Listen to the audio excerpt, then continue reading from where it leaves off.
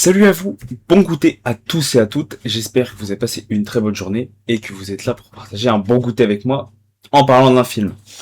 Aujourd'hui, film du jour, Pacific Rim, dirigé par Guillermo del Toro, paru en 2013.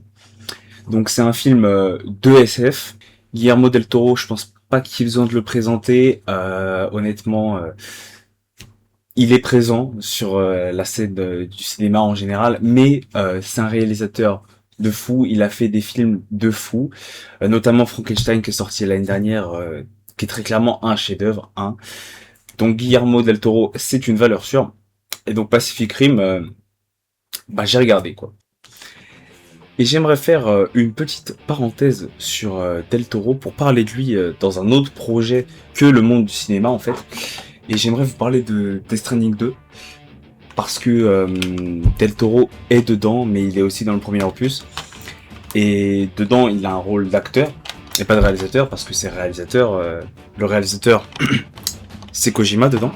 Mais donc dedans, il y a Del Toro qui joue et qui... c'est un acteur, quoi, il joue. Et c'est pas mauvais, etc. Et puis même Death Stranding 2, c'est une œuvre qui mérite d'être parlée, d'être entendue, donc jouer à ce jeu. Pour revenir sur Pacific Rim, donc c'est sorti en 2013, donc ça remonte à presque une quinzaine d'années maintenant, hein, ça a plus de 13 ans.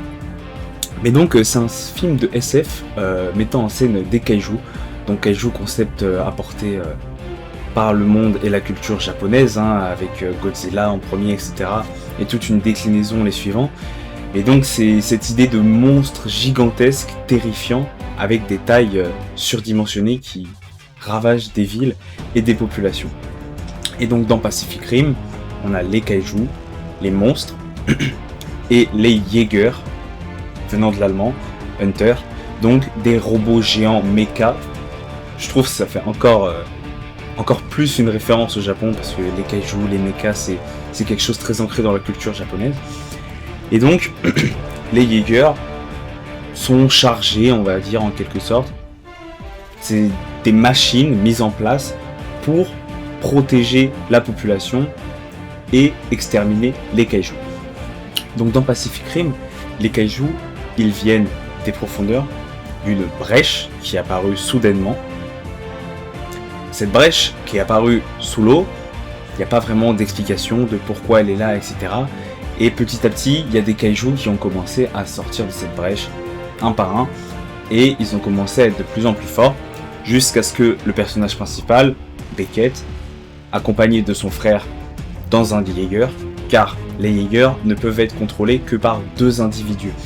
L'énergie nécessaire pour être contrôlée par un seul individu est trop puissante. Il ne supporte pas la charge mentale pour se connecter avec le robot, et donc en plein craquage.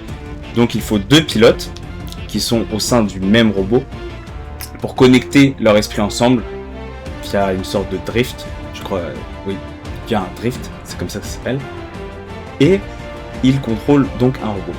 Sauf qu'un jour, le personnage principal et son frère vont rencontrer un kaiju, ils vont perdre, et après cet événement, c'est une dégringolade, les kaijus prennent de plus en plus de puissance dans le monde, etc., commencent à le dévaster et autres. Donc 5 ans plus tard, après la perte de son frère, Peyton Scott va recontacter le personnage principal pour lui demander de revenir faire partie du programme Jäger pour combattre les kaijus qui commencent à prendre d'autant plus d'importance et avec une potentielle fin du monde d'ici quelques jours. Car les États globaux, de manière générale, les gouvernements mondiaux ont décidé de couper court au programme Jäger pour mettre en place de nouvelles stratégies pour se défendre contre les kaijus. Le Marshal, il pense pas que c'est une bonne idée, donc il va venir chercher son ancien pilote. Donc globalement, c'est juste une histoire de mecs dans des gros robots qui vont tabasser des gros monstres pour sauver le monde. Mais c'est bien réalisé, c'est bien amené, etc. C'est pas trop une histoire... techniquement, c'est classique et redondant, un peu comme synopsis, etc. Même ce que j'ai noté un peu sur le côté et que j'ai retenu, c'est il y a un personnage féminin dans le film, dès son introduction, on voit qu'il y a une tentative un peu cliché de Love Interest, il y a quelque part de cliché dans ce film, mais il les fait bien, globalement. L'histoire, elle est bien dirigée, elle est bien amenée. Là où je pense que le film gagne plus, c'est dans ses scènes. Globalement, dans la plupart de ses films, Del Toro, il est très bon pour faire d'excellents effets visuels. Il est super fort pour faire des trucs en VFX, etc. Il fait de la modélisation de fou, et ça se voit dans le film. Les robots, ils sont putain de stylés. Les kaijus, ils sont trop badass. Ils pètent le flow, c'est un truc de malade.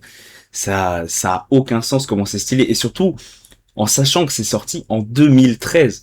C'est ça, moi, qui m'a le plus marqué. C'est que, putain, qu'est-ce que c'est propre comme résultat pour un truc sorti il y a 13 ans. C'est ça qui était dingue. Les scènes de combat, elles sont trop classe. Après, c'est un peu le but. Honnêtement, s'il y avait que... si les scènes de combat étaient pas dingues à regarder et quand même cool, bah, on se ferait chier globalement. Ça serait... ça serait pas très très très intéressant.